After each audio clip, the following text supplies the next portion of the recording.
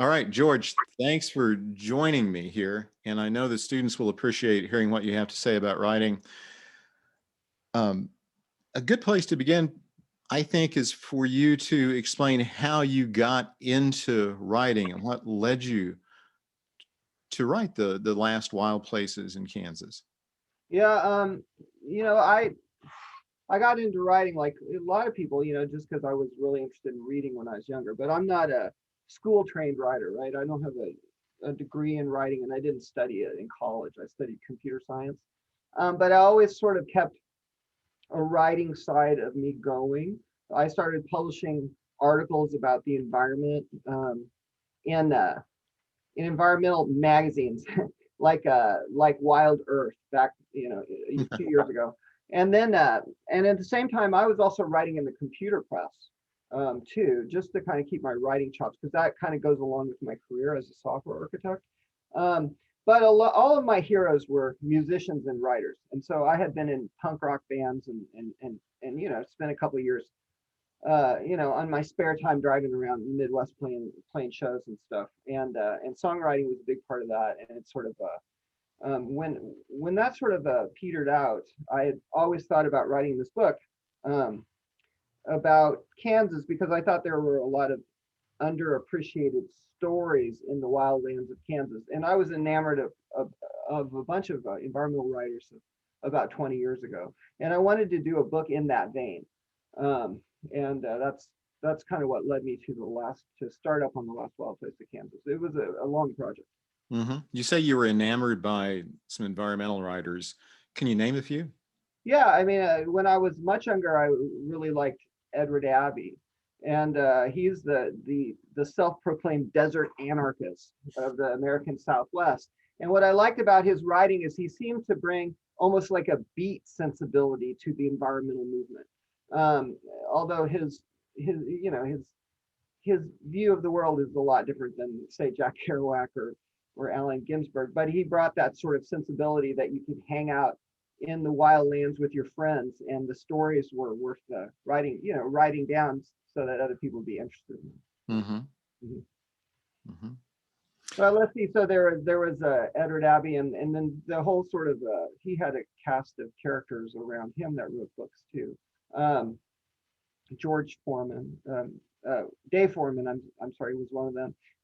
Doug Peacock, uh, and then a lot of the writers, the environmental writers back east, like um, Annie Dillard, and the people that sort of took the environment as their setting, but then they were trying to also write for the sake of writing's sake too.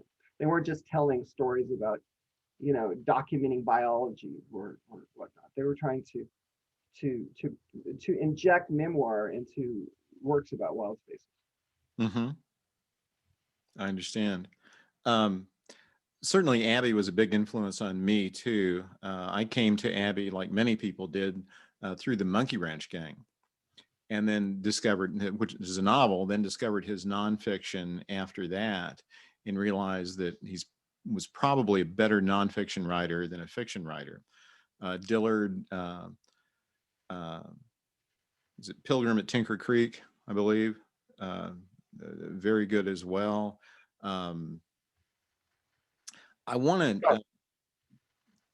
One book that I read that was influential on me was by I tried to remember what it was. There's a lot of writing that comes out of Concord, Massachusetts, and Henry David Thoreau and the Transcendentalists were there. But there's a modern vein of those writers too, and like the George Sibley Bird book. George Oh, yeah. Sibley is a resident of Concord today. But the great book that I love the book called Ceremonial Time: 10,000 Years of History on One Square Mile by John Hanson Mitchell. I think is one of the finest writers about place of the late 20th century. The book's getting old now, but I read it when it was probably 20 years old. And it's just sort of about how he felt like he was disenfranchised from the technology world, um, and sort of alienated from that there's a lot of high tech stuff in the corridor around Concord, Massachusetts. In fact, the company I work for, I visit there quite a bit, and he was observing the rise of suburbia and tech communities in that area. But he was also plugged into this deep history on this 1 square mile of land that he called Scratch Flat. And he researched a lot about the Native American history of the area. And then they weren't just stories about, the whatever tribe lived here, and they really liked, they had 16 clans and whatnot. And he wasn't just writing about, just sort of the history of the place. He met people that were descendants of the tribe, and found, stories that his grandparents had passed down to them, and tried to rectify the mythic sort of stories that he had heard growing up, with sort of a modern sense of the people around them, and what they thought of the stories, and then also with this rising sort of blob of suburbia about to steamroll over him. And I found parallels between what was going on in his life like 30 years ago to what was going on around Kansas, where I lived, more recently.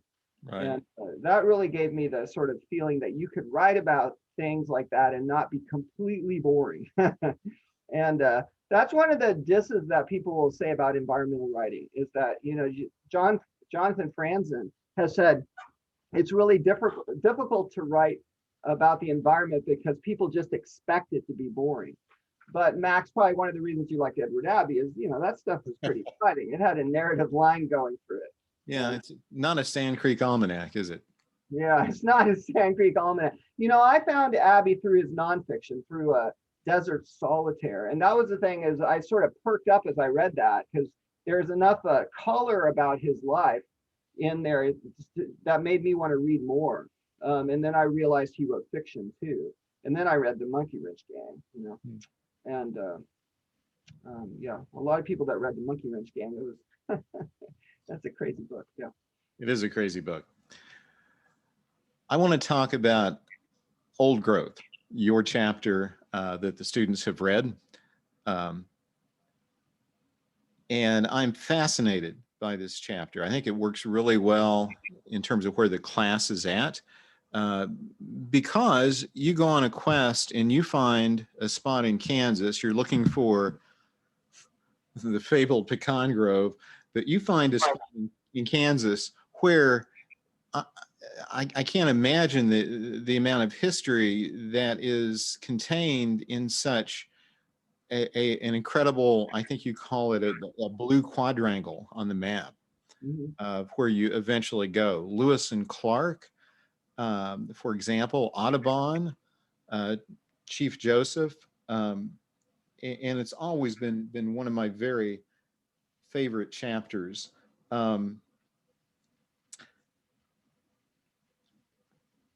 Tell us how you developed your voice for this chapter. And the reason I'm interested in this is because it's very difficult to write in the first person, I think. That it is a real challenge. And of course, the old saw about that is that only children and geniuses write well in the first person. You certainly are a child of nature. You do this really well, and you do it in a way that's not obtrusive to the narrative. Even though it's your story, your observation, you don't get in the way of the important stuff that you have to relate. So did you do this, naturally, or did you have to work at it? No, I had to work at it. So I wrote about half the book in the third person. And I felt, then, I'm always rewriting stuff to make sure that if you're trying to write third person or second person, whatever, that it's consistent, right? Because when you're writing a draft of something, one of the techniques to actually write a book is to write as fast as you can on the first draft. And then none of the first draft will actually, sort of, unless you're Jack Kerouac, none of the first draft will remain in the end of the book, right? So just get it out as fast as you can. And so I wrote about half the book trying to write from not the first person. And then I went back and reread. My sort of technique is that if I get stuck or discouraged or whatever, I'll go read something that I admire as sort of encouragement. And I'll do this while I write. And so I was using Great Plains by Ian Frazier as sort of a milepost to judge my work against. Because what I think that's great about Ian Frazier's book about a lot of his writing, especially that book Great Plains, is it's not boring. It's really, I mean, it's a page turner, and he's writing about stuff that could be boring, but not the way that, and it's not just like he has a technique to write about it and he's trying to trick you into thinking it's exciting. He it jazzed him up, and his goal was, I think, to put it down on paper like he felt about it, right? Well, I sort of felt the same way about Kansas, and I suspected other people did. I expected it was a minority of people in the state. And so with Old Growth, that was the chapter I kind of started. I sort of felt like I kind of had my flow by the time I got to that chapter. I had written this, some of the other chapters, and just felt like, okay, I don't know where this is going. But once I started writing the Old Growth chapter, I said, okay, I'm gonna go back and redo everything in the first person, and write it more like a novel of discovery. Sort of like, to me, the last Wild Places of Kansas was slowly discovering from the point of view of someone who had grown up in mall culture in Overland Park, discovering that the part of the American backcountry started about 30 miles from where I lived, and it was hidden, in the sense that no one would ever expect it was there, because of the way they thought about it was false. And so I was peeling back layers of prejudice in my own mind about my home state. And to me, that was like a mystery sort of unfolding, sort of like a suspense novel in that sense. As I peeled back layers of my own prejudice, I started to see something that was there all along that nobody sees. That's kind of how I felt about it. And when I hit the chapter on Old Growth, it really started to click that that was what the mission of the book was about. And so I went back and did a lot of rewriting after that. And then I had 4 solid chapters after I rewrote the first 3, and the rest of the book just came out in the next 2 months. Can you talk about some of the prejudices that you had? You mentioned sort of mall culture. Were there other prejudices that you were fighting, or other prejudices that you broke through in the writing of this book? And I don't mean to diss mall culture, because that's sort of, I'm a Gen Xer, and that's part of my own heritage. I'm just saying that I grew up in suburbs, and I was interested in culture because the suburbs are a great place to grow up if you want to learn about culture, because the suburbs of the late 20th century didn't have a lot of culture, and so you were always going out and seeking and making stuff up on your own, right? So in that sense, it was great. And but the prejudices were that there was, this is also a thing about my generation, about being a Gen Xer, is that the ultimate currency was sort of irony, and to be ironic is to sort of to diss everything about where you're from that doesn't meet some cultural sort of currency of being hip. And so I was tiring of irony by the end of the 90s, and as I think a lot of people were. It only goes so far. And so I had spent a lot of time in grad school going out to the American West and doing sort of fairly tame but mildly adventurous things. Like I rode my bike from Seattle to San Francisco. I did a lot of hiking, long, multi-day treks. I climbed 14,000-foot mountains. Those sorts of things. Mm-hmm.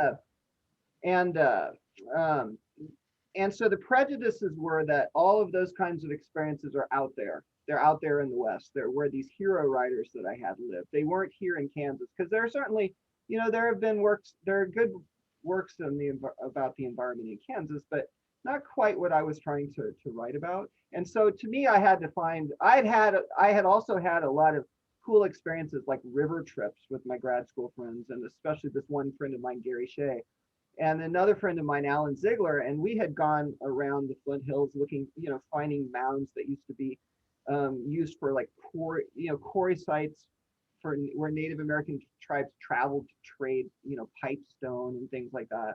And just, what I thought of as things that would be, that would make Kansas, to me, felt like, oh, Kansas history didn't just start in 1854. This is an old place with an old history, especially along the Kansas River, where you can feel the presence of you know, the Kansa tribe that lived along, you know, the Kansa are actually a tribe that are pretty much are latecomers to Kansas. They arrived in the early 1700s, but then the Pawnees and the, you know, their kin, the Wichita tribe, they they've been in Kansas for many thousands of years, and their ancestors.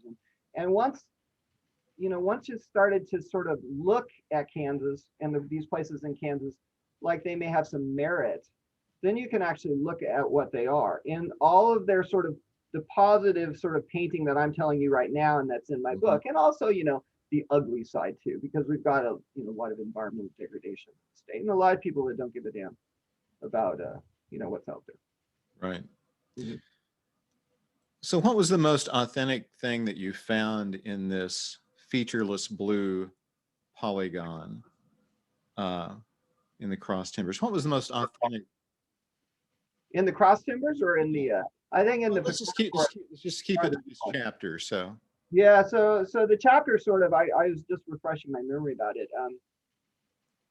So the chapter sort of jumps around in time, but I always had it in my mind that once I heard that there were ancient pecan groves in Kansas, I don't know why I thought that sounded cool. But you know, you can eat pecans, which is cool.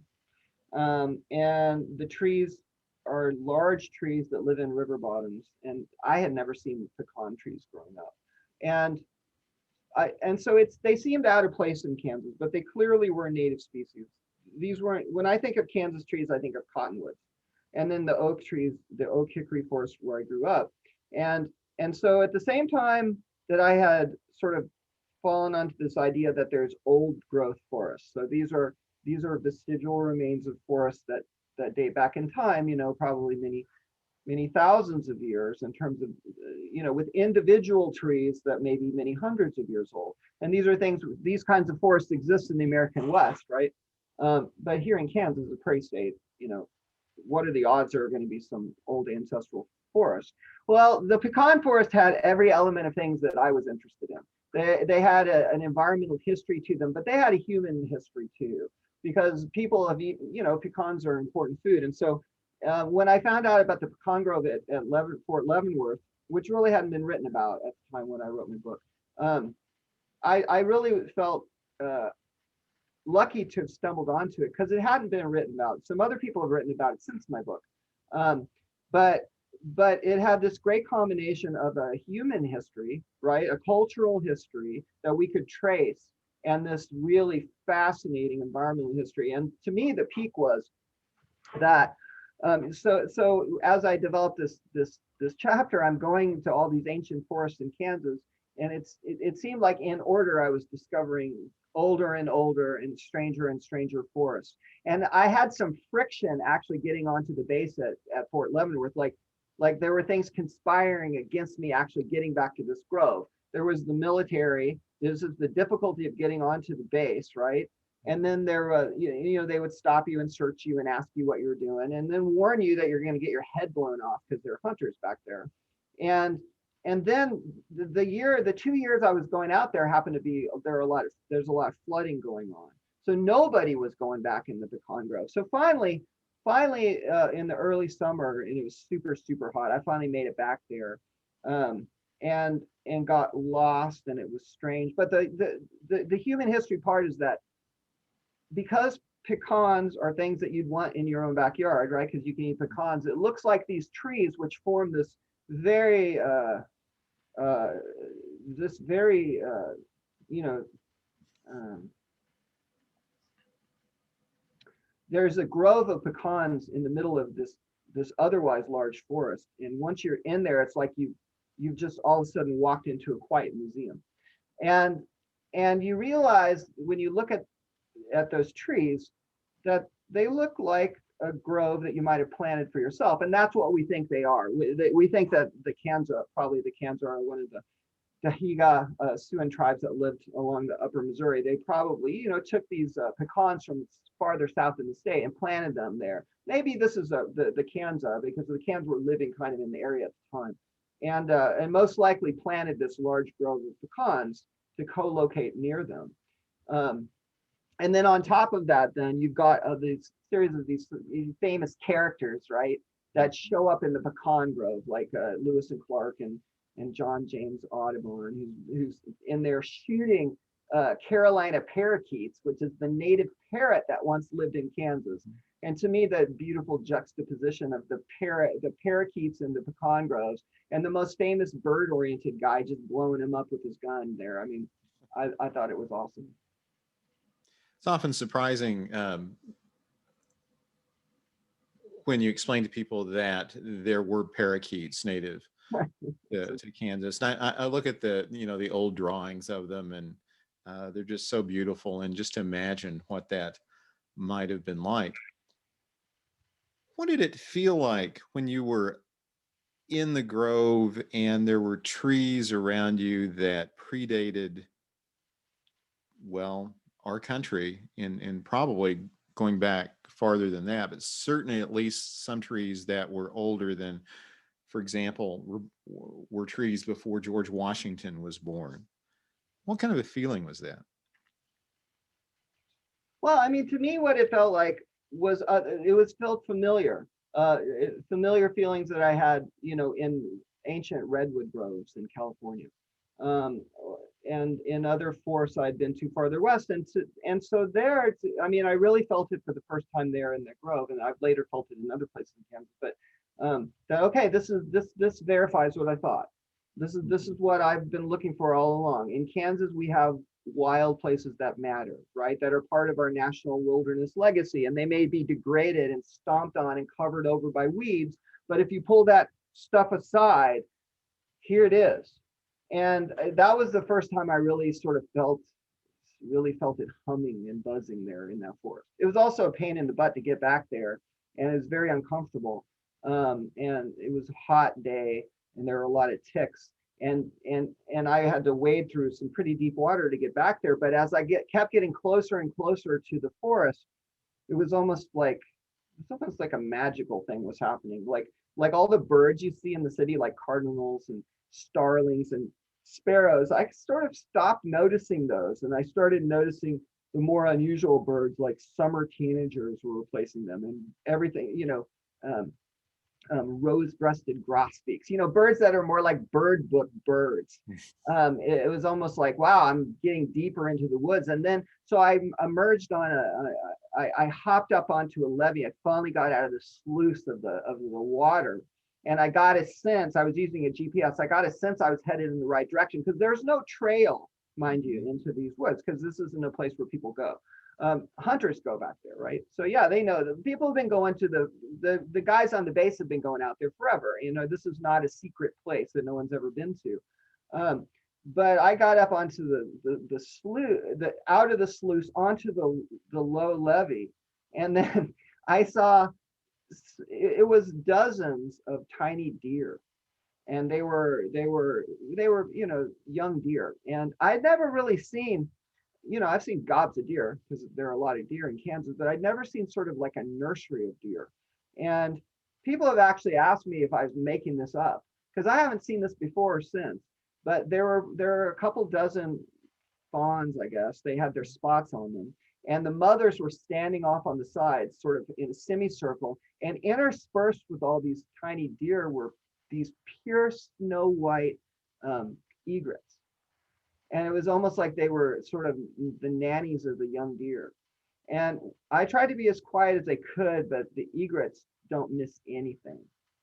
And so they just kind of lifted in one movement. And then the deer stood up, and the mothers are twitching their tails like crazy, like, come on, dudes. And they were big enough, you know, to walk. They weren't, you know, infant deer, but they still had their spots, and they all kind of moseyed off into the forest. And I waited for this for a long time to let the whole thing pass, so I didn't disturb that scene. And so I was out in this forest for a long time, because, you know, it's probably only a couple mile hike to get back into those woods.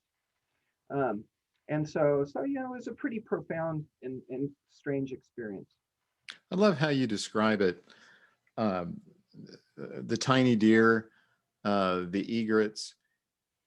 You'd also left your, you didn't have an orange vest on. It was turkey season.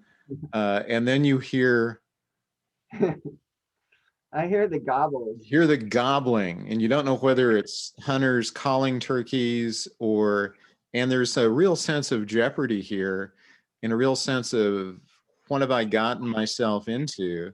Yeah, and this is part of the suburban side of me. Okay, so this is the part of the reality that I grew up near a mall. And I grew up on the edge of the old prairie, right? I was living in farmland, but the farmland wasn't farmland anymore. It had been 5 years before. And we had cows, but the cows were they were a mile away and it could have been in another country, right? Um, and so I didn't grow up in hunting culture. I didn't know how to shoot a gun. I wasn't sure of how to handle myself in a situation with, this wasn't rifle deer season. I know enough to stay out of the woods in rifle deer season, but this is, there were a lot of hunters back then, and I heard the turkeys, and I was a little nervous anyways, and I was pretty sure that these were probably turkey calls, and so, and I didn't have this vest thing on, and so I did get a little nervous because, what am I doing out there looking for pecan trees when there are perfectly good hunters out there who have a real purpose to be there? They're gonna shoot turkeys, and so I just didn't want to, I didn't want to get popped, and so I was already nervous being out there anyways, and this made me more nervous. And then I realized my GPS didn't work. I'd used the wrong batteries. And I'm pretty good. I'm a good camper. Mhm. I have good equipment. I'm not the kind, my story is not one where I have no idea what I'm doing, but I'm going to go on a 1,000-mile hike. I mean, So it's not wild, yeah. I do know what I'm doing, and I'm going to be very prepared.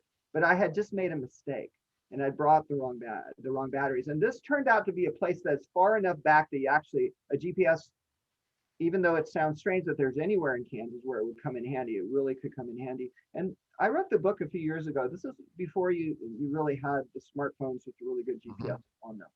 Um, and so it added to the sense of like, I really should get out of here. But then I heard these trains, and the trains meant one of two things. Kind of like I knew where the trains were, right? I knew there were trains on 2 or 3 sides of me. And so once I heard the train, I started walking towards the train, as I remember. Um, and and and not very far after that, I saw these herons flying in. So there are white egrets. Great egrets are a bird that are snowy white. And then there are great blue herons. That's another large bird that lives along rivers. And I saw these herons flying back. And so I realized that there was like a rookery probably where the herons were going. And so I started following them. And that's how I found my way into the forest. Yeah. Mhm. And then but the cool thing is, so I'm going farther and farther back. I saw the deer, the birds kept getting stranger and stranger. And finally, the understory cleared out into, when you think of a grove, like a named tree grove, one of the things you notice about them is it's not super busy down on the understory. You can walk, it's spacious. There's not a lot of weeds and poison ivy and tangles. And all of a sudden, everything cleared out. And so, it felt like being in a redwood forest, but in Kansas, right? But still, it had that kind of sense to it. And so what I found out on researching afterwards, actually, and was this is the northernmost pecan grove in the country, and anywhere. And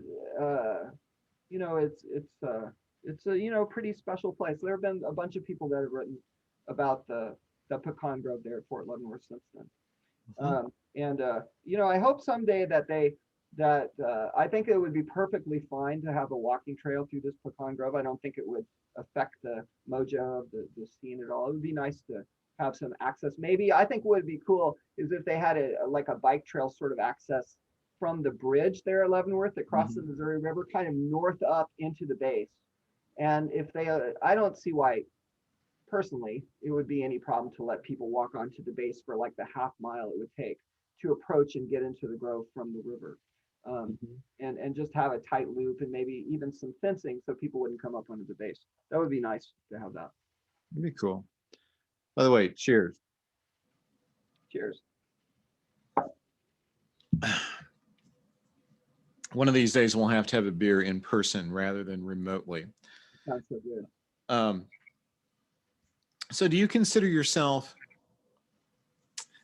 an environmentalist and writer? Do you consider yourself a travel writer? How do you think of yourself? No, I think of myself as a writer. I mean, just sort of in that stripped down sense, just that term. And it's because, you know, I have written about different subjects, and I have a projects planned in the future that may not be as associated with environmental writing. but environmental genre is I have unfinished business in that space, and I put a lot of work into trying to think about how do you do craft in the space of environmental writing that would break new ground, right? And I think it has a lot to do with the voice and the way, and just so with me with writing is trying to clear away barriers so you can really express the way you really feel about something. And whether it's the way other people, not like I value something intensely, but just the physical, the way the emotional sense that I have about some of these, you know, some of these like wild places in Kansas may sound stupid, but you know, I am very psyched about aspects of the natural world, especially intact ecosystems. They spook me out. I mean, to the idea that you have these places on Earth that are essentially unchanged for very long periods of time makes you feel like you're making a deep connection to kind of, you know, your place in the world and how it connects to the past and you know what the world was like. And I'm you know, in terms of writing about that, I'm really interested in how do you write about that without nostalgia, right?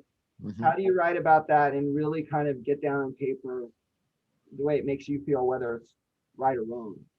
And so, you know, that's an unfinished project for me.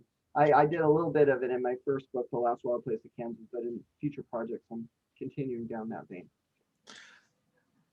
You make yourself sound like an unhappy ghost with unfinished business, that you have this relationship with the land that you have to see it through.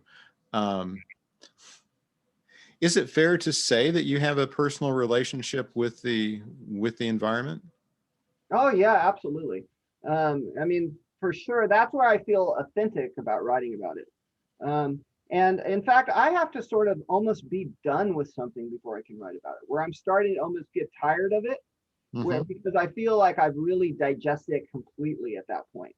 And so to me, the task is to kind of go back and write like I felt as I was sort of with beginner's mind. But I don't want to write it as I'm discovering it. There are a whole sort of complex of a whole tradition of writing about adventure writing, where you're completely unprepared, but you go on the adventure anyways. And that's not, I think that's awesome, but that's not what I write about. I write about stuff that where I feel like I have an interesting insight. It's not that I know more than other people, that I might just feel differently about something than other people do. And I want to express how I feel about that. And Kansas is a perfect subject. I mean, I'm kind of done writing about Kansas for now, but Kansas was a great subject there because, I mean, face it, Kansas is a laughing stock in many different topics to people. I mean, hope I never run for governor, and then you can replay this clip that I said that. It's just true though. We get a lot of bad press, and a lot of it is deserved, right? I have mixed feelings about Kansas myself. I've almost moved away many times, and I mean, my life sort of travels a circle with my software career. I travel in most years when there's not a pandemic. I travel this triangle between San Jose, California, Boston, Massachusetts, and Bangalore, India, and you know, people's attitudes about Kansas and my travels, they just don't jive with my own experience of the place. The questions that I get asked most often about Kansas, and I'm thinking about, 2015 when I went to Japan, I'm still getting questions about cowboys and Indians. Are, you know, and not just cowboys and Indians, but are they still fighting?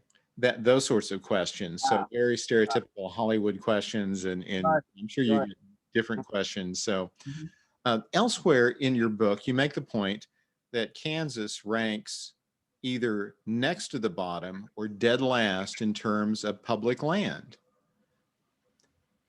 I Yeah, think this is a disgrace. yeah. I think it's a disgrace. I think it's a reality that really is a challenging reality, right? It's like all of a sudden, in terms of like trying to experience like like in the public lands in the West, you can go tromp around, right? You Mhm. can get out there, and it's like we're handicapped in Kansas in that way, and there's so little public land, and a lot of the public land that we have was not chosen because of any environmental beauty or anything. A lot of it is roads and schools, as playgrounds at schools. And then the places that are wild lands, some of them, like a lot of our wildlife preserves, are a joke in terms of why is this a wildlife preserve? Well, because it's there. Because the state acquired this land and they let it grow up. It's kind of into a thorny brambles. It's not because these places were protected with any deliberate fashion. They were just available. Now, so what does that leave us in terms of trying to discover sort of a environmental ethos about the land? This just because 98% of the land is privately owned doesn't mean it's not there, right?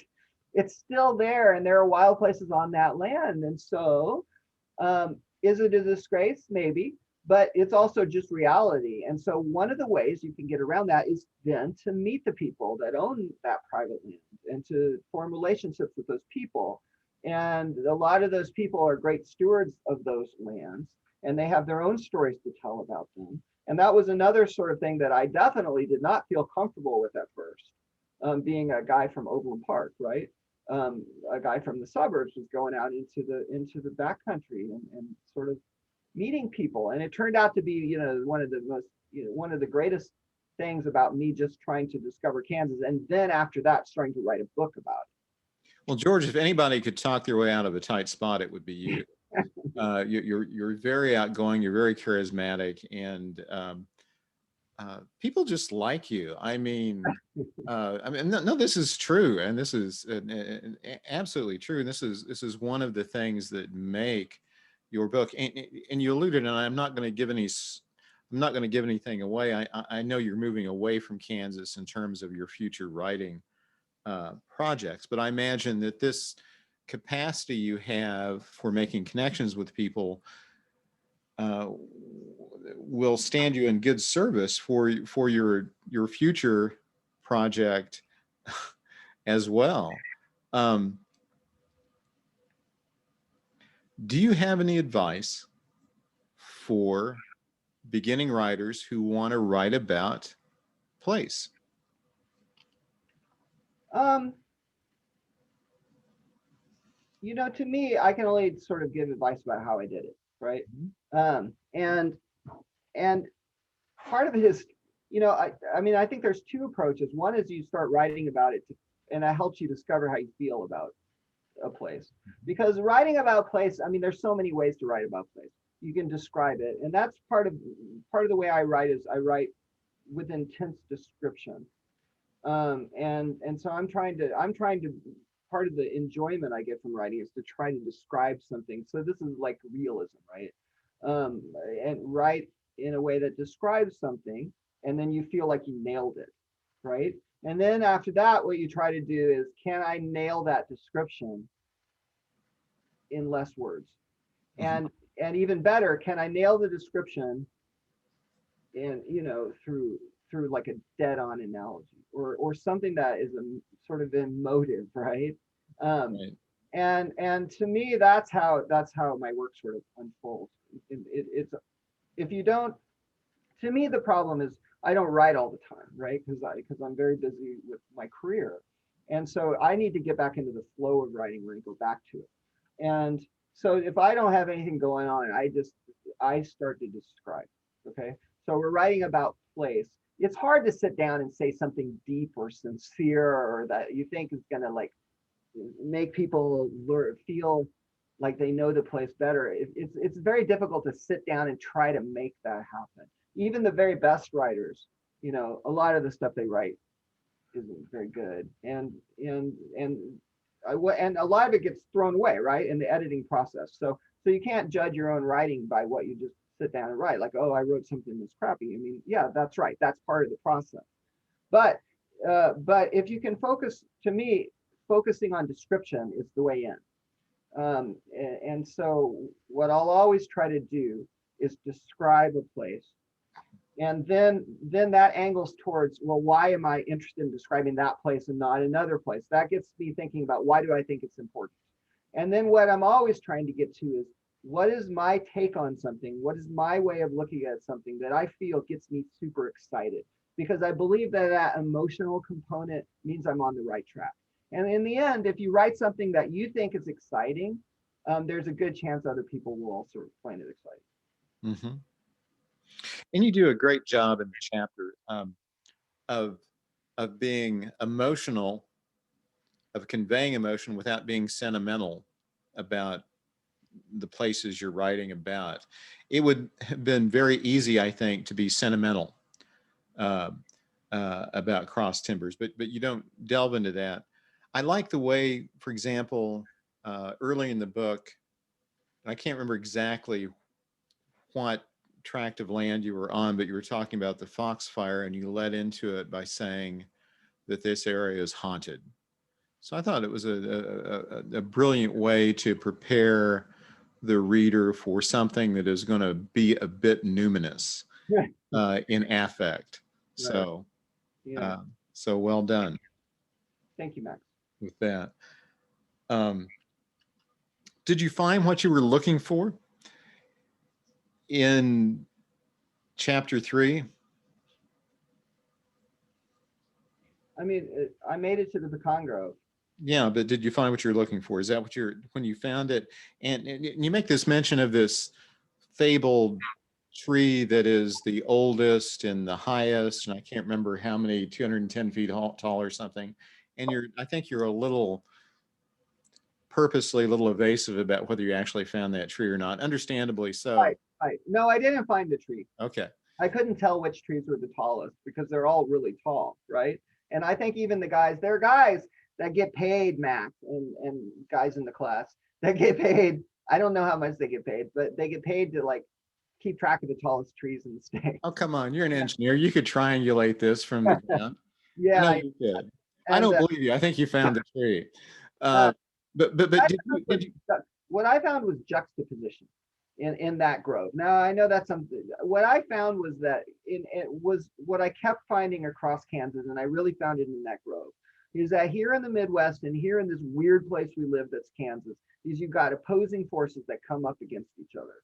And I like to let both those opposing forces sit right by each other and sort of just, experience our life here in Kansas in that reality. That, I don't think we're going to turn Kansas into something that it isn't. And at the same side, I don't think that all the negative things about the state should ride either. And that's what I just found in this chapter about old growth, is that there are all these opposing forces that sort of stand up against next to each other. And what I hope doesn't get railroaded by the whole thing are these fragile landscapes. I hope they don't get mowed over in the culture wars or the environmental wars or the things that these opposing forces keep going back and forth. I hope we're able to maintain the sense of fragile wild lands and then a positive view of the world while that goes too. Mm-hmm. Earlier, you alluded to jokingly running for Kansas governor, and you better not see this video or something like that. But if you had the power, if you were governor, and actually you'd have to be more than governor, if you had the governor and the will of the legislature, what is the one thing you would do for Kansas environmentally? I would decriminalize canoeing in Kansas. I know it sounds terrible that it's such a small, trite thing, but what could we do to increase access to wildlands in Kansas. We're not going to make a giant national park. Okay, wait. Talk about decriminalizing canoeing Yeah, first. I'll explain it. We're not going to create a large, I don't think that we'll ever have, at least in my lifetime, I don't think that we'll ever have a buffalo commons in Kansas. Okay. I think it's going to be elsewhere in America. We'll have a large Great Plains National Park here soon, I think. But I don't think it's going to have anything in Kansas. I don't think that wolves will come back to Kansas in any numbers in my lifetime, or grizzly bears, or any of the things that we have in Yellowstone National Park. Okay, so it was fantastic that we got Tallgrass Prairie Preserve, and to see, we might get another Tallgrass Prairie Preserve, but that's about the size of land that we're talking about. We're not going to have a gigantic national prairie park. But what we could do is we could increase access to rivers in the state. And so other than the Arkansas, and the Missouri rivers, which were deemed officially navigable when our state constitution was drafted in 1861, through a series of court cases that unfolded in the 20th century, it was found that if you want to canoe any stream other than those three that I mentioned, you have to get permission from every landowner on both sides of the stream for the entire length of the trip that you want to make. Now, if we wanted to have a situation where people could get to know the wild places of Kansas, it would really open things up to allow people to legally canoe the streams of their state. Now, water is a public resource. We all own the water of the state. Therefore, the streams of the state should be publicly accessible, all of them. All of them that are deep enough to float a boat. It should be illegal to float that boat. And in the great tradition of Kansas and personal responsibility, we're a Republican state. If you screw up on those creeks, and rivers, you should be held accountable. And it's fine to make, like in Missouri, we could have laws where that landowners can basically do anything they want, and they will not be held responsible legally for anything that happens to anybody on their land. And I think that most people are responsible enough that for most of our rivers, these are rivers that I call the renegade streams of Eastern Kansas, just sort of a joke, but that would be the one thing that I would do, is I would try to align our state laws more in keeping with the state laws of our neighboring states other than Colorado, Missouri or Nebraska. I just think it would make, look at all the great things that are happening on the Kansas River. The Kansas River is a river undergoing a river revival, maybe unlike any other river in the country right now. And that's all possible because it's publicly accessible. That means you can go onto the river, you can stay below the high water mark, which includes all the sandbars. You can camp anywhere you want under that high water mark.